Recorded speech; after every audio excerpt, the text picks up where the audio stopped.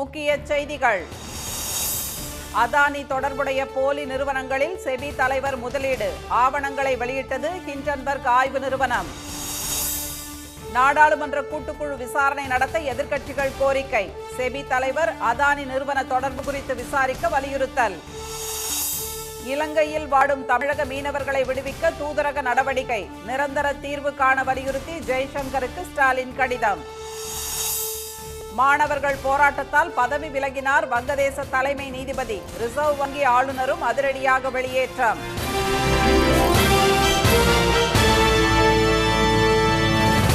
வணக்கம். வணக்கம்.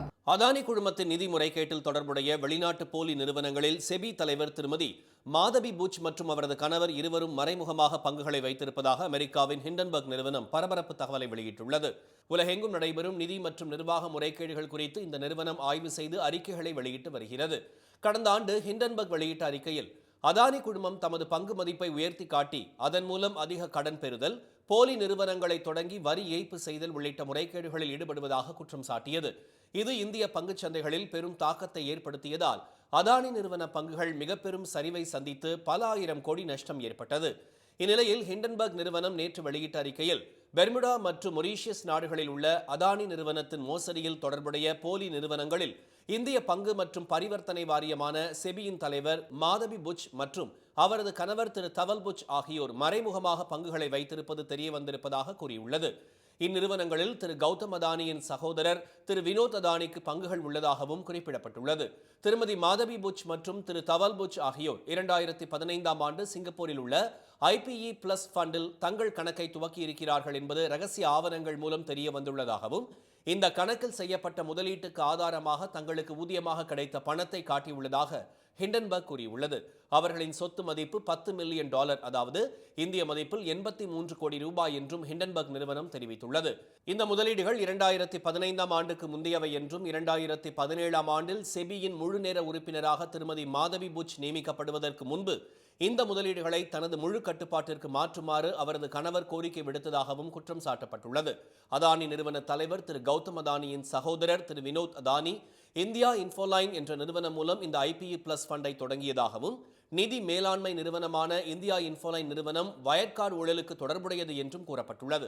மேலும் திருமதி மாதவி புச் செபி தலைவரான பிறகு ரியல் எஸ்டேட் துறை நிறுவனமான பிளாக்ஸ்டோன் இந்தியாவில் ரியல் எஸ்டேட் முதலீட்டு அறக்கட்டளைகளை தொடங்குவதில் திருமதி மாதவி பங்கு வகித்ததாகவும், பிளாக்ஸ்டோன் நிறுவனத்தின் மூத்த ஆலோசகராக அவரது கணவர் பணியாற்றியதாகவும் ஹிண்டன்பர்க் கூறியுள்ளது. அந்த நிறுவனம் பயனடையும் வகையில் ரியல் எஸ்டேட் துறையில் சில மாற்றங்களை செபி தலைவர் செய்ததாகவும் குற்றம் சாட்டப்பட்டுள்ளது. தனது கணவர் இயக்குநராக உள்ள அகோரா அட்வைசரி நிறுவனத்தின் 99% பங்குகளை திருமதி மாதவி புச் வைத்திருப்பதாகவும், அந்த நிறுவனத்தில் இருந்து கிடைத்த வருமானமானது செபியில் அவர் பெற்ற ஊதியத்தை விட 4.4 மடங்கு அதிகம் என்றும் தெரிவிக்கப்பட்டுள்ளது. சட்டவிரோத வெளிநாட்டு முதலீடுகள் குறித்து செபி தலைவர் கண்டறிய விரும்பினால் முதலில் தனது முகத்தை கண்ணாடியில் பார்த்துக் கொள்ள வேண்டும் என்று விமர்சித்துள்ள ஹிண்டன்பர்க், அதானி விவகாரத்தில் செபி உரிய நடவடிக்கை எடுக்கும் என்ற நம்பிக்கை தங்களுக்கு இல்லை என தெரிவித்துள்ளது. எத்தனை பங்கு முறைகேடு குற்றச்சாட்டுகள் சுமத்தப்பட்டாலும் தங்கள் மீது எந்தவிதமான ஒழுங்குமுறை நடவடிக்கையும் எடுக்கப்பட மாட்டாது என அதானி குழுமத்தின் நிர்வாகத்துக்கு இருக்கும் நம்பிக்கைக்கு காரணம் திருமதி மாதவி புச்சுடன் அதானி குழுமத்திற்குள்ள தொடர்பாக இருக்கலாம் என்று தாங்கள் ஏற்கனவே குறிப்பிட்டிருந்ததாக ஹிண்டன்பர்க் தெரிவித்துள்ளது. இந்நிலையில் இந்த குற்றச்சாட்டுகளுக்கு எந்த பதிலும் அளிக்காத செபி தனது எக்ஸ் வலைதள பக்கத்தை முடக்கி வைத்துள்ளது. மீண்டும் ஹிண்டன்பர்க் விவகாரம் சூடுபிடித்துள்ள நிலையில் நாளை முடிவடைவதாக இருந்த நாடாளுமன்ற பட்ஜெட் கூட்டத்தொடர் வெள்ளிக்கிழமை முன்கூட்டியே தேதி குறிப்பிடாமல் ஒத்திவைக்கப்பட்டது குறித்தும் கேள்விகள் எழுந்துள்ளன. அதானி நிறுவனத்திற்கும் செபி தலைவர் திருமதி மதாபிக்கும் நெருங்கிய தொடர்பு இருப்பது வெளிச்சத்துக்கு வந்துள்ள நிலையில் இந்த முறைகேடுகள் குறித்து நாடாளுமன்ற கூட்டுக்குழு விசாரணைக்கு உத்தரவிட வேண்டும் என்று எதிர்க்கட்சிகள் வலியுறுத்தியுள்ளன. இது தொடர்பாக காங்கிரஸ் பொதுச் செயலாளரும் செய்தி தொடர்பாளருமான திரு ஜெயராம் ரமேஷ் எக்ஸ் வலைதளத்தில் விடுத்துள்ள அறிக்கையில், செபியின் விதிமுறைகளை மீறி அதன் தலைவரும் அவரது கணவரும் அதானி நிறுவனம் முறைகேடாக முதலீடு செய்துள்ள நிறுவனங்களில் பங்குகளை வாங்கியிருப்பது அதிர்ச்சி அளிப்பதாக தெரிவித்துள்ளார். தற்போது வெளிவந்துள்ள தகவல்கள் அதானி முறைகேடு குறித்து விசாரணை நடத்த செபி ஏன் தயங்குகிறது என்பதை அம்பலப்படுத்தியுள்ளதாகவும் அவர் கூறியுள்ளார். 2022ஆம் ஆண்டு 2 முறை திரு கௌதம் அதானி செபி தலைவரை சந்தித்து பேசியதை குறிப்பிட்டுள்ள திரு ஜெயராம் ரமேஷ், அதானி நிறுவன முறைகேடுகள் குறித்து செபி விசாரணை நடத்த வேண்டிய நேரத்தில் நடந்துள்ள இந்த சந்திப்பு தற்போது பல்வேறு சந்தேகங்களை எழுப்புவதாக கூறியுள்ளார். எனவே அதானி முறைகேடு குறித்த அனைத்து உண்மைகளையும் வெளிக்கொண்டு வர நாடாளுமன்ற கூட்டுக்குழு விசாரணைக்கு உத்தரவிட வேண்டும் என்று அவர் வலியுறுத்தியுள்ளார். திரிணாமுல் காங்கிரஸ் எம்பி திருமதி மஹுவா மொய்த்ரா எக்ஸ் வலைதளத்தில் வெளியிட்டுள்ள பதிவில் அதானி நிறுவனத்தில் செபி தலைவர் முதலீடு செய்திருப்பது குறித்து சிபிஐ மற்றும் அமலாக்கத்துறை விசாரணை நடத்த வேண்டும் என வலியுறுத்தியுள்ளார். இலங்கை கடற்படையால் சிறைப்பிடிக்கப்பட்ட தமிழக மீனவர்களை விடுவிக்க வலுவான தூதரக நடவடிக்கைகளை மேற்கொள்ள வெளியுறவு அமைச்சர் திரு ஜெய்சங்கரை முதலமைச்சர் திரு மு.க.ஸ்டாலின் வலியுறுத்தியுள்ளார். இது தொடர்பாக அவர் எழுதியுள்ள கடிதத்தில் ராமநாதபுரம் மாவட்டத்தைச் சேர்ந்த 35 மீனவர்கள் அவர்களது படகுகளில் நேற்று முன்தினம் மீன்பிடிக்க சென்றபோது இலங்கை கடற்படையால் கைது செய்யப்பட்ட சம்பவம் ஆழ்ந்த வேதனையும் கவலையும் அளிப்பதாக உள்ளதாக கூறியுள்ளார். அண்மையில் 2 மீனவர்கள் உயிரிழந்த நிலையில் தமிழக எம்பிக்கள் மற்றும் மீனவ சங்க பிரதிநிதிகள் அடங்கிய குழுவினர் மீனவர் பிரச்சினை தொடர்பாக திரு ஜெய்சங்கரை நேரில் சந்தித்ததை நினைவூட்டியுள்ள திரு ஸ்டாலின் அதன் பிறகும் எந்த நிவாரணமோ தீர்வோ ஏற்படவில்லை என வருத்தத்துடன் கூறியுள்ளார். இவ்வாறு தொடர்ந்து சிறைப்பிடிக்கப்படும் சம்பவங்களால் தமிழக மீனவர்களிடம் அச்ச உணர்வும் வாழ்க்கையில் நிச்சயமற்ற தன்மையும் ஏற்பட்டுள்ளதாக தெரிவித்துள்ள அவர் மீனவ குடும்பங்களுக்கும் அவர்களின் மன நம்பிக்கையை குலைத்து நிதிச்சுமையை ஏற்படுத்தி பாரம்பரிய மீன்பிடி தொழிலை கடினமாக்கியுள்ளதாக கூறியுள்ளார். எனவே இத்தகைய கைது சம்பவங்கள் மீண்டும் நிகழாமல் தடுக்க நிரந்தர தீர்வை ஏற்படுத்த வலுவான தூதரக நடவடிக்கைகள் மேற்கொள்வது அவசியம் என்றும் சிறையில் உள்ள தமிழக மீனவர்களையும் அவர்களது மீன்பிடி படகுகளையும் விடுவிப்பதை உறுதி செய்யுமாறும் வெளியுறவு அமைச்சரை அவர் வலியுறுத்தியுள்ளார். வங்கதேசத்தில் தலைமை நீதிபதியை பதவி விலக கோரி மாணவர்கள் முன்னெடுத்த போராட்டத்துக்கு அடிபணிந்து அவர் பதவி விலகியுள்ளார். முன்னாள் பிரதமர் ஷேக் ஹசீனாவை பதவி விலக வைத்த மாணவர்களின் போராட்டம் அடுத்த கட்டத்தை எட்டியுள்ளது. தற்போதைய நிலையில் அடுத்த கட்டமாக என்ன முடிவு எடுப்பது என்பது குறித்து ஆலோசிக்க தலைமை நீதிபதி ஒபைதுல் ஹசன் நீதித்துறைக்கு அழைப்பு விடுத்திருந்த நிலையில் அவர் முகமது யூனிஸ் தலைமையிலான இடைக்கால அரசை கலந்து பேசாமல் முடிவு செய்ததால் மாணவர்கள் ஆவேசமடைந்தனர். தங்கள் போராட்டத்தை தடுக்கவும் இடைக்கால அரசை கலைக்கவும் ஷேக் ஹசீனாவின் விசுவாசியாக கருதப்படும் தலைமை நீதிபதி திட்டமிடலாம் என்ற அச்சம் காரணமாக டாக்காவில் உள்ள உச்சநீதிமன்றத்தை அவர்கள் நேற்று முற்றுகையிட்டனர். இதையடுத்து தலைமை நீதிபதியின் ஆலோசனை கூட்டம் ஒத்திவைக்கப்பட்டது. ஆனால் தலைமை நீதிபதி ஒபைதுல் ஹசன் 1 மணி நேரத்துக்குள் பதவி விலக வேண்டும் என போராட்டக் குழு அறிவித்ததால் பரபரப்பு ஏற்பட்டது. நீதித்துறையின் கண்ணியத்தை காக்க தலைமை நீதிபதி முன்வர வேண்டும் என சட்ட நிபுணர்களும் வலியுறுத்தியதால் அவர் பதவி விலக முடிவு செய்தார். இதையடுத்து அதிபர் முகமது ஷாஹபுதீனிடம் ஆலோசனை நடத்தியவர் தமது பதவி விலகல் கடிதத்தை வழங்கினார். ஷேக் ஹசீனா தலைமையிலான அரசு கவிழ்ந்த 6 நாட்களில் தலைமை நீதிபதியும் பதவி விலகியிருப்பது குறிப்பிடத்தக்கது. இதனிடையே ஷேக் ஹசீனா ஆட்சி காலத்தில் பதவியேற்ற வங்கதேச ரிசர்வ் வங்கி ஆளுநர் அப்துல் ரவுப் தலுத்தரும் பதவி விலகல் கடிதம் வழங்கியதாகவும் ஆனால் பொருளாதார சிக்கல் ஏதும் உருவாகாமல் தடுக்க அவர் பதவியில் தொடர்வது அவசியம் என்பதால் அது ஏற்கப்படவில்லை என்றும் நிதி அமைச்சக ஆலோசகர் சலாவுதீன் அகமது தெரிவித்ததாக செய்திகள் வெளியாகியுள்ளன. தமிழ்நாட்டை விட்டு வேறு மாநிலங்களுக்கு சென்று தொழில் தொடங்கும் எண்ணம் பின்னலாடை தொழில் நிறுவனங்களுக்கு இல்லை என்று திருப்பூர் ஏற்றுமதியாளர்கள் சங்கம் தெரிவித்துள்ளது. மத்திய பிரதேச முதலமைச்சர் திரு மோகன் யாதவ் கடந்த மாதம் திருப்பூர் வந்தபோது பின்னலாடை நிறுவனங்களை பார்வையிட்டு உற்பத்தி திறன் தொழில்நுட்பங்கள் குறித்து கேட்டறிந்தார். அப்போது பின்னலாடை உற்பத்தியாளர்களிடம் மத்திய பிரதேசத்தில் தொழில் தொடங்குமாறு அழைப்பு விடுத்தார். இதையடுத்து திருப்பூர் பின்னலாடை உற்பத்தியாளர்கள் மத்திய பிரதேசத்தில் தொழில் தொடங்க உள்ளதாக சமூக வலைதளங்களில் வதந்திகள் பரவின. இது தொடர்பாக விளக்கமளித்துள்ள திருப்பூர் ஏற்றுமதியாளர்கள் சங்கம் மத்திய பிரதேசம் சென்று தொழில் தொடங்கும் எண்ணம் எதுவும் தங்களிடம் இல்லை என்று திட்டவட்டமாக கூறியுள்ளது. கிட்டத்தட்ட ஒரு 40 ஆண்டு காலமாக படிப்படியாக வளர்ந்து இன்று நாங்கள் இந்த நிலையை எட்டியுள்ளோம். ஒரு புதிதாக ஒரு மாநிலத்தில் போய் தொழில் துவங்குவது என்பது சற்று கடினமாக ஒன்று. அதற்கு என்னதான் வசதிகள் வாய்ப்புகள் இருந்தாலும் தமிழ்நாட்டில் இருப்பதை போல ஒரு பாதுகாப்பாகவும் ஒரு எல்லா வசதிகளுடனும் இன்று எங்களுக்கு தமிழக அரசிடமிருந்தும் சரி மத்திய அரசிடமிருந்து நாங்கள் கேட்டு பெற்றுக்கொண்டு தான் இருக்கின்றோம். எனவே வேறு மாநிலத்தில் சென்று நாங்கள் தொழில் தொடங்க வேண்டிய நிர்பந்தம் எங்களுக்கு எந்த சூழ்நிலையிலும் கிடையாது. சுயம்புவாக உருவான பனியன் நகரமான திருப்பூர் கடந்த 40 ஆண்டுகளாக பின்னலாடை துறையில் வேரூன்றி நிற்பதாக கூறியவர் எவ்வளவு சலுகைகள் வழங்கினாலும் தமிழ்நாட்டில் உள்ள தொழில் பாதுகாப்பு எங்கேயும் கிடைக்காது என்றார். எனவே திருப்பூர் பின்னலாடை நிறுவனங்கள் வேறு மாநிலம் செல்வதாக பரவும் வதந்தியை யாரும் நம்ப வேண்டாம் என்றும் திரு சுப்பிரமணியன் கேட்டுக்கொண்டார். சிலை கடத்தல் தடுப்பு பிரிவு முன்னாள் ஐஜி பொன் மாணிக்கவேல் மீது போலி ஆவணங்களை தயாரித்தல் உள்ளிட்ட 13 பிரிவுகளில் சிபிஐ போலீசார் வழக்கு பதிவு செய்துள்ளனர்.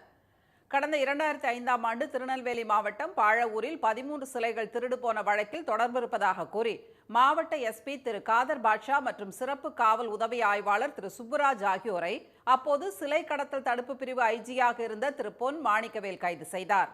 அதைத் தொடர்ந்து இருவரும் இடைநீக்கம் செய்யப்பட்டனர். இதை எதிர்த்து உயர்நீதிமன்றத்தில் வழக்கு தொடர்ந்த திரு காதர் பாட்ஷா சிலை கடத்தல் வழக்கில் தொடர்புடைய திரு தீனதயாளனை காப்பாற்ற அவருடன் சேர்ந்து தம் மீது பொய் வழக்கு போடப்பட்டுள்ளதாக புகார் கூறியிருந்தார். இதையடுத்து இப்பிரச்சனை குறித்து விசாரிக்குமாறு சிபிஐக்கு உயர்நீதிமன்றம் உத்தரவிட்டது. அதன் மீது விசாரணை நடத்தி வந்த சிபிஐ போலீசார் சென்னை பாலவாக்கத்தில் உள்ள திரு பொன் மாணிக்கவேலின் இல்லத்தில் நேற்று 8 மணி நேரத்துக்கு தீவிர சோதனை நடத்தினர். விசாரணைக்கு பிறகு அவரது வீட்டிலிருந்து 2 பைகளில் கைப்பற்றப்பட்ட ஆவணங்கள் எடுத்துச் செல்லப்பட்டன. இந்நிலையில் 13 பிரிவுகளில் திரு பொன் மாணிக்கவேல் மீது சிபிஐ போலீசார் வழக்கு பதிவு செய்துள்ளனர். கைது செய்யப்பட்டவர் மீது வழக்கு பதிவு செய்ய பொய்யாக ஆவணங்களை தயாரித்தல், அவருக்கு எதிராக பொய் சாட்சி சொல்ல தூண்டுதல், அரசு ஊழியரை அவமதிக்கும் நோக்கோடு போலி ஆவணங்களை உருவாக்குதல் உள்ளிட்ட 13 பிரிவுகளில் அவர் மீது வழக்குகள் பதிவு செய்யப்பட்டுள்ளன. இனி வருவது செய்தித் துளிகள். டெல்டா மாவட்டங்களில் 1170 கோடி ரூபாயில் வேளாண் பெருதொழில் வழித்தடம் அமைக்கும் பணிகள் தொடங்கியுள்ளன. டெல்டா மாவட்டங்களை பாதுகாக்கப்பட்ட வேளாண் மண்டலமாக அறிவித்த தமிழ்நாடு அரசு வேளாண் சார்ந்த தொழில் நிறுவனங்கள் தொடங்குவதை ஊக்குவிக்க வேளாண் தொழில் வழித்தடம் அமைக்க அனுமதி அளித்தது. அதன்படி வேளாண் பெருதொழில் வழித்தடம் அமைக்கும் பணிகளை சிறு குறு நடுத்தர தொழில் நிறுவனங்கள் துறை தொடங்கியுள்ளது. இத்திட்டத்தின் கீழ் தொழிற்பேட்டைகள், கிடங்குகள், சாலை வசதிகள் ஏற்படுத்துவதுடன் விவசாயிகளுக்கு பயிற்சியும் அளிக்கப்படும். அரசு நிறுவனங்களைப் போல தனியார் நிறுவனங்களிலும் இடஒதுக்கீடு முறையை அமல்படுத்த திராவிடர் கழக தலைவர் திரு கி வீரமணி வலியுறுத்தியுள்ளார். ஈரோட்டில் நடைபெற்ற இந்திய யூனியன் வங்கியின் பிற்படுத்தப்பட்ட வகுப்பு பணியாளர் நலச்சங்க மாநில மாநாட்டில் பேசிய அவர், தற்போது நாட்டில் பொதுத்துறை நிறுவனங்கள் தனியார் மயமாக்கப்பட்டு வருவதால் இடஒதுக்கீடு பாதிக்கப்படும் நிலை உள்ளதை சுட்டிக்காட்டினார். எனவே தனியார் நிறுவனங்களிலும் இடஒதுக்கீட்டை அமல்படுத்த கோரி போராட்டங்களை முன்னெடுக்க வேண்டிய அவசியம் உள்ளதாக கூறிய திரு வீரமணி, அமெரிக்கா போன்ற நாடுகளில் தனியார் நிறுவனங்களிலும் இடஒதுக்கீடு நடைமுறையில் உள்ளது என்றார். போக்குவரத்து ஓய்வூதியர்களுக்கு பணப்பலன் வழங்க 38 கோடி ரூபாய் ஒதுக்கீடு செய்து தமிழ்நாடு அரசு அரசாணை வெளியிட்டுள்ளது. தமிழக அரசு போக்குவரத்து கழகங்களில் 2022ஆம் ஆண்டு டிசம்பர் முதல் நடப்பாண்டு மார்ச் வரையிலான காலகட்டத்தில் ஓய்வு மற்றும் விருப்ப ஓய்வு பெற்றவர்களுக்கும், பங்களிப்பு ஓய்வூதிய திட்டத்தின் கீழ் கடந்த ஆண்டு ஏப்ரல் முதல் நடப்பாண்டு மார்ச் வரை உயிரிழந்த தொழிலாளர்களின் குடும்பத்திற்கும் வருங்கால வைப்புத்தொகை உள்ளிட்ட பணப்பலனில் ஒரு பகுதி வழங்கப்பட உள்ளது. சேலம் மாவட்டம் ராசிபுரம் அருகே திருமணி முத்தாற்றில் ரசாயன நுரை பொங்க ஏற்பட்ட வெள்ளத்தால் மக்கள் பாதிக்கப்பட்டுள்ளனர். சேலம் மற்றும் ஏற்காடு பகுதிகளில் பெய்த கனமழையால் திருமணி முத்தாற்றில் நீர்வரத்து அதிகரித்துள்ளது. இந்த நிலையில் மதியம்பட்டி, சௌரிப்பாளையம், புரசப்பாளையம் உள்ளிட்ட பகுதிகளில் ஆற்றில் கழிவு நீரும் சாயக்கழிவுகளும் கலந்து துர்நாற்றம் வீசி வருகிறது. கருப்பு நிறமாக மாறிய ஆற்று நீரில் ஆங்காங்கே நுரை பொங்கியும் காணப்படுகிறது. அந்தியூர் குருநாதசாமி கோவில் திருவிழாவில் செயற்கை நுண்ணறிவு தொழில்நுட்பம் மூலம் போலீசார் கண்காணிப்பு பணியை மேற்கொண்டு வருகின்றனர். இதற்காக உருவாக்கப்பட்ட மென்பொருள் காவல்துறையின் குற்றப்பதிவேட்டில் உள்ள 75,000 நபர்களின் புகைப்படங்களுடன் திருவிழாவில் கண்காணிப்பு கேமரா பதிவுகளில் உள்ள நபர்களின் முகங்களை ஒப்பிட்டு காட்டும். குற்றச்சம்பவங்களில் ஈடுபட்ட நபர்களை மென்பொருள் தனியாக பிரித்து காட்டும் போது அவர்களை பிடித்து குற்றங்களை தடுக்க முடியும் என போலீசார் தெரிவித்துள்ளனர். அண்ணா பல்கலைக்கழகம், சென்னை பல்கலைக்கழகம், மதுரை காமராஜர், கோவை பாரதியார், தமிழ்நாடு கல்வியியல் பல்கலைக்கழகம் ஆகிய 5 பல்கலைக்கழகங்களில் காலியாக உள்ள துணைவேந்தர் பணியிடங்களை உடனே நிரப்ப பாமக நிறுவனர் மருத்துவர் ராமதாஸ் வலியுறுத்தியுள்ளார். துணைவேந்தர்கள் நியமனம் தொடர்பாக உச்சநீதிமன்றத்தில் நிலுவையில் உள்ள வழக்கை விரைந்து விசாரணைக்கு கொண்டுவர தமிழ்நாடு அரசு நடவடிக்கை எடுக்க வேண்டும் என்று அவர் கேட்டுக் கொண்டுள்ளார். சென்னையில் வீடுகளின் முன் அனுமதியின்றி வைக்கப்பட்டுள்ள நோ பார்க்கிங் போர்டுகளை அகற்ற எடுத்த நடவடிக்கை குறித்து அறிக்கை தாக்கல் செய்ய போக்குவரத்து காவல்துறைக்கு உயர்நீதிமன்றம் உத்தரவிட்டுள்ளது. அடையாறு, தியாகராயர் நகர், மயிலாப்பூர், மாம்பலம், அசோக் நகர் ஆகிய இடங்களில் குடியிருப்பு வாசிகள் வீடுகளின் முன் அனுமதியின்றி வைத்துள்ள நோ பார்க்கிங் போர்டுகளை அகற்ற உத்தரவிடக் கோரிய வழக்கில் இந்த உத்தரவு பிறப்பிக்கப்பட்டுள்ளது. திருத்தணி அருகே கீழ் நெட்டுங்கால் காலனியைச் சேர்ந்த மீனா என்ற பெண்ணுக்கு 2 வருடங்களுக்கு முன் பாய், தட்டு மற்றும் 2500 ரூபாய் ரொக்கத்துடன் சீதனம் வழங்கியிருந்த அவரது தாய்மாமன் சரவணன் அதனால் கடன்பட்டதாக கூறி திரும்ப கேட்டதால் ஆத்திரமடைந்த மீனா தாம் பெற்ற சீதனத்தை பூ, பழம், 2500 ரூபாய் பணத்துடன் அவரது வீட்டு வாசலில் வைத்துவிட்டு சென்றார். சீதன பொருட்கள் திருப்பி கொடுக்கப்பட்டது அப்பகுதியில் பேசுபொருளாக மாறியுள்ளது. சென்னை குரோம்பேட்டை அருகே குண்டும் குழியுமாக விபத்தை ஏற்படுத்தும் வகையில் உள்ள சர்வீஸ் சாலையை சீரமைக்க கோரி முதியோர் பலர் சாலையில் படுத்து நூதன ஆர்ப்பாட்டத்தில் ஈடுபட்டனர். அங்குள்ள மேம்பாலத்தின் கீழ் இருபுறமும் உள்ள சர்வீஸ் சாலையில் நடந்து வந்த மின் கேபிள் புதைக்கும் பணி முடிவடைந்தும் அதை சீரமைக்க எந்த நடவடிக்கையும் எடுக்கப்படாமல் இருப்பதை கண்டித்து இந்த போராட்டம் நடைபெற்றது. சென்னை கிண்டி சிறுவர் பூங்காவில் உள்ள பாம்பு பண்ணையில் தென் அமெரிக்காவில் இருந்து கொண்டு வரப்பட்டுள்ள மஞ்சள் வகை அனகொண்டா குட்டிகளை குழந்தைகள் மட்டுமின்றி பெரியவர்களும் ஆர்வத்துடன் கண்டு ரசித்தனர். 30 கோடி ரூபாய் மதிப்பில் சீரமைக்கப்பட்டு பொழுதுபோக்க மட்டுமின்றி சிறுவர்களுக்கு வாழ்வியல் அம்சங்களை கற்றுக் கொடுக்கும் விதமாகவும் புது பொலிவுடன் ஜொலிக்கும் இப்பூங்காவை காண ஏராளமானோர் படையெடுத்து வருகின்றனர். தமிழ்நாட்டில் அடுத்த 2 தினங்களுக்கு கோவை, நீலகிரி உள்ளிட்ட 4 மாவட்டங்களில் மிக கனமழை பெய்ய வாய்ப்புள்ளதாக சென்னை வானிலை மையம் தெரிவித்துள்ளது. மாநிலத்தின் பெரும்பாலான பகுதிகளில் சில நாட்களாக மழை பெய்து வரும் நிலையில் செங்கல்பட்டு, சிங்கப்பெருமாள் கோவில், திருத்தேரி, பேரமனூர், மல்ரோசாபுரம் உள்ளிட்ட பகுதிகளில் பெய்த பலத்த மழையால் சாலைகளில் தண்ணீர் பெருக்கெடுத்தது. திருவள்ளூர், பூண்டி, மணவாள நகர், காக்களூர், வேப்பம்பட்டு, மப்பேடு பகுதிகளிலும், திருவண்ணாமலை, சோமாசிப்பாடி, வேங்கிக்கால், ஏந்தல், தண்டராம்பட்டு உள்ளிட்ட இடங்களிலும், விழுப்புரம், விக்கிரவாண்டி ஆகிய இடங்களிலும் மழை வெளுத்து வாங்கியது. திண்டுக்கல், நத்தம் சுற்றுவட்டார பகுதிகளில் பெய்த மழையால் தாழ்வான இடங்களில் தண்ணீர் தேங்கியது. காங்கேயத்தில் 1 மணி நேரம் இடி மின்னலுடன் கனமழை கொட்டி தீர்த்தது.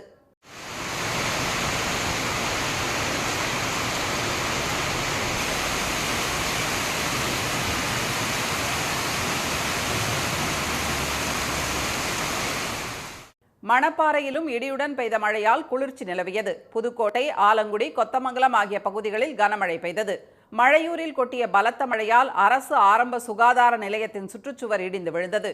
வேலூரில் இடைவிடாது கொட்டிய மழையால் சாலைகளில் தண்ணீர் பெருக்கெடுத்ததால் வாகன ஓட்டிகள் தவித்து போயினர்.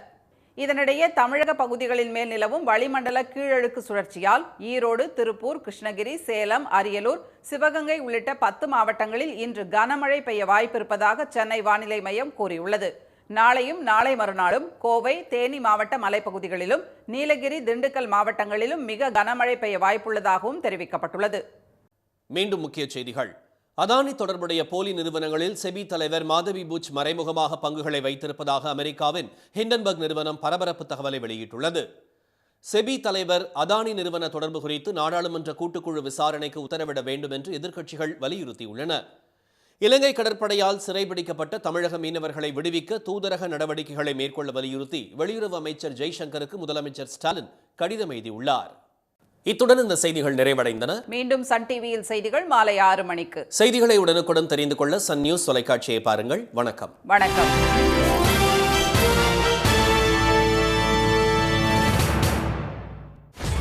சன் நியூஸ் வாட்ஸ்அப் சேனலை ஃபாலோ செய்யுங்கள். QR கோடை ஸ்கேன் செய்து சன் நியூஸோடு இணைந்திருங்கள்.